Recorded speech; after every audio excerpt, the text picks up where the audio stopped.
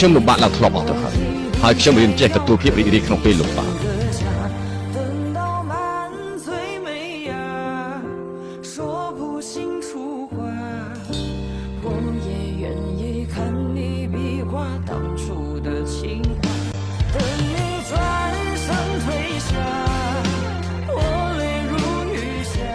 ទៅធម្មតាវិញ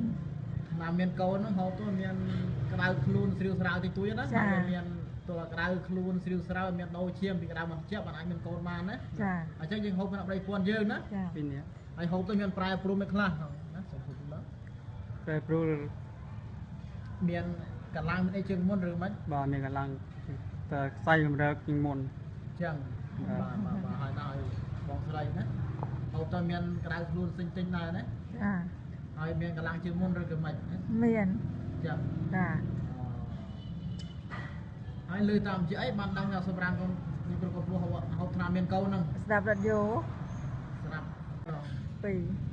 2ខែណាចាអញ្ចឹងបានរត់បើកឆ្នាំព្រីណាតែមើលលើឆ្នាំវិញមកនេះគ្រូបើកអាសាអញ្ចឹងគ្រូបើកអាសាគួរឲ្យ2កញ្ចប់កូនខ្ចី2កញ្ចប់ណាអាសាគួរហ្នឹងចាប់ពី5ខែទៅហូបបានហើយកូនខ្ចី2កញ្ចប់ឆ្លងទលេមិនហូបបានណា